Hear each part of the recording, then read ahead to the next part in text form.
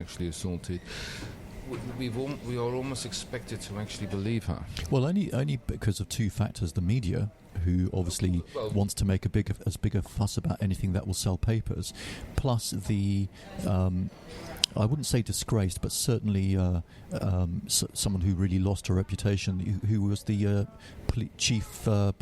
The head of police, wasn't she? She was what was her name? But she's the one who started the police and advised them to believe all rape claims. But of course, that's against the law because someone's innocent until proven guilty. So that was a problem. But the thing is, you see, the police is all about, and this is where I've always struggled with the police. And Naughty Nick, what was his name? Or that guy who said that there was a paedophile ring again, and people believed him because of that police commissioner.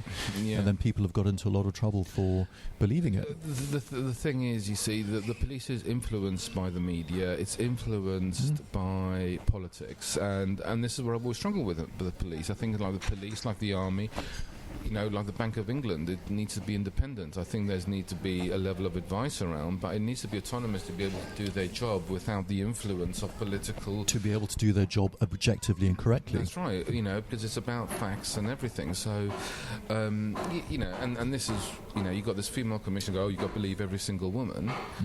Actually, I think you've got to take, you've got to take every single case... and you've got to look at it. But the thing is, you've got to judge it. And I know there's a lot of cases where women have probably been assaulted, but there's not enough evidence to substantiate. So you believe? So as you said, you have a tendency to believe this lady in Ayanapa.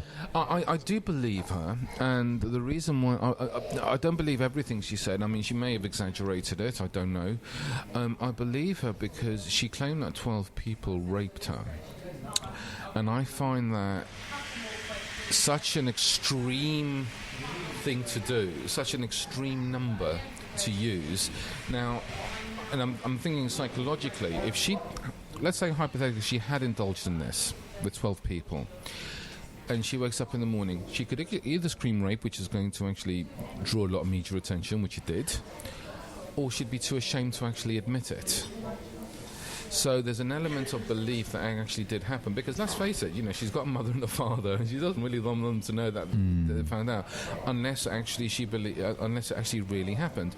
Now, apparently there was a sex tape that was presented to the judge that made him find her guilty in some ways, where she did indulge in casual sex. Now, it could have potentially just been with one person, and 11, he's sharing a room with someone else. 11 people have bundled into the room, and all of a sudden they've started videoing her. She's taking objection to that, or they could have seen her as free meat, if you actually want to see it. Because one of the things you've got to consider that Europeans, and this is also their own fault, by the way. Europeans or European girls are seen as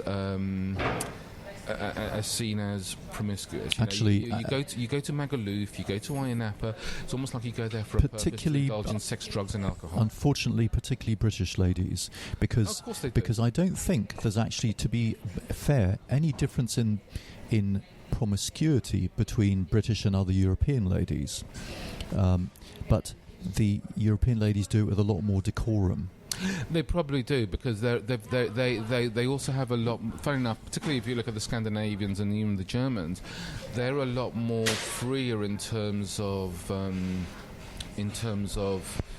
nudity and things like this. They're quite happy to go. And I'm probably making an assumption here, of going into saunas in the nude together, but not necessarily indulging in that sort of behaviour.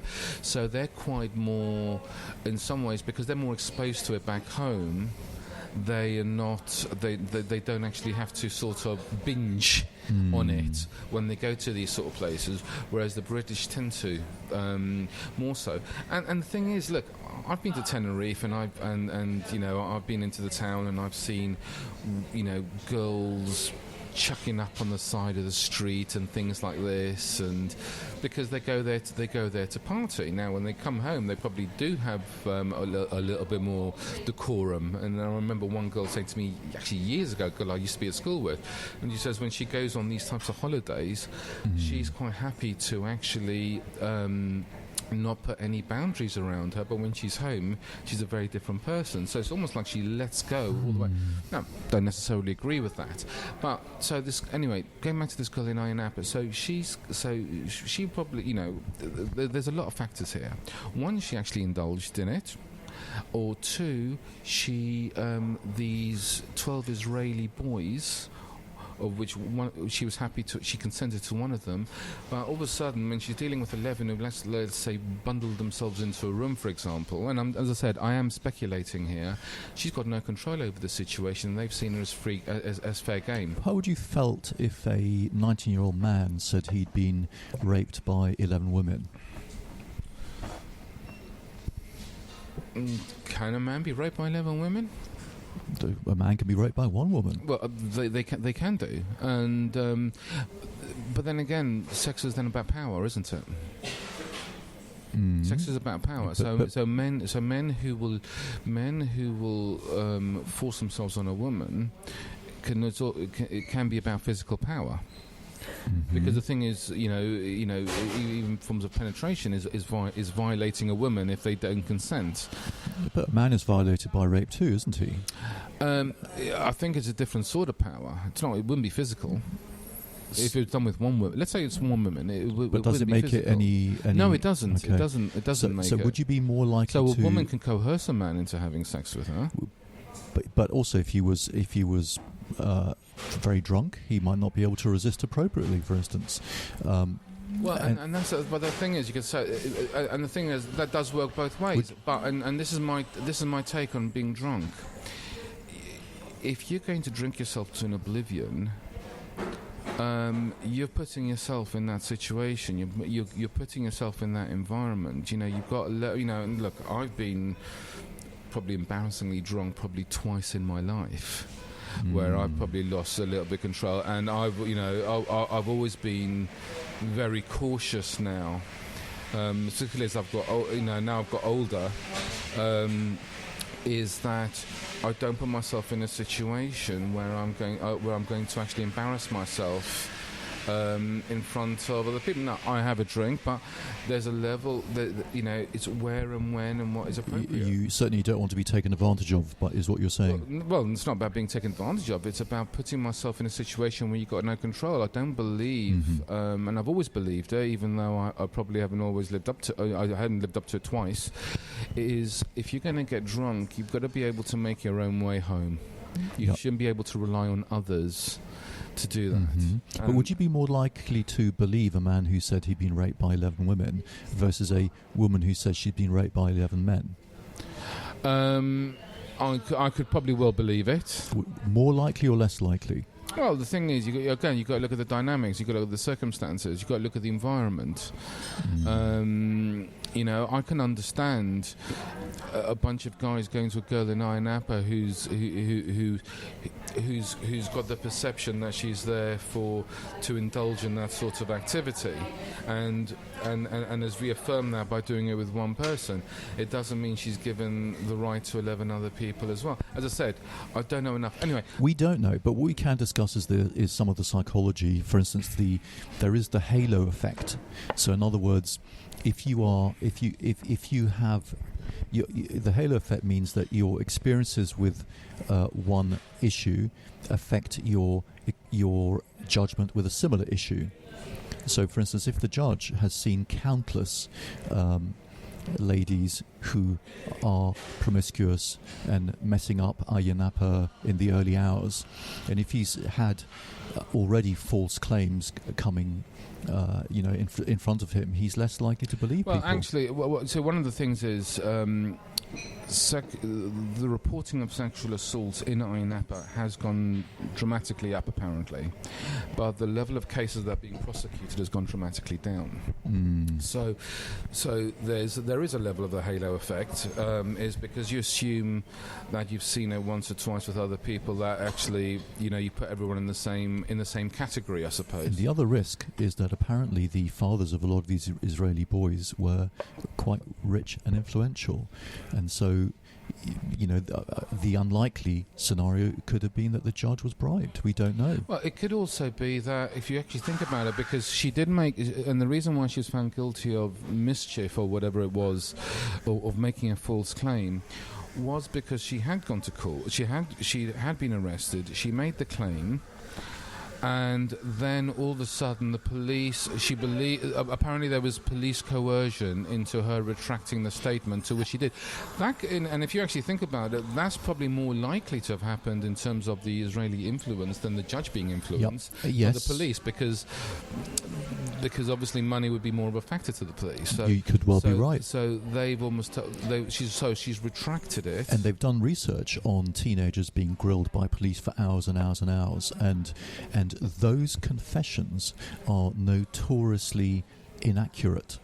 Well, because teenagers do see people like police and judges as authority figures. Well, and also they're often lied to, because they'll play good cop, bad cop, and they will say, listen, as long as you admit to it, everything will be fine. Everything will be fine, just admit to it. And you imagine a teenager going through that for hours on end. And that's why the research shows that a lot of these things are false. Yeah, but there was a lot of factors in this, and I mean, she got a 4-month suspended sentence. Now, if she was, and this is where I start questioning the validity of the whole thing. If she was guilty of lying of 12 people, and bearing in mind that I think it was 10 of those boys spent, 11. Some of those boys spent 10 days in prison.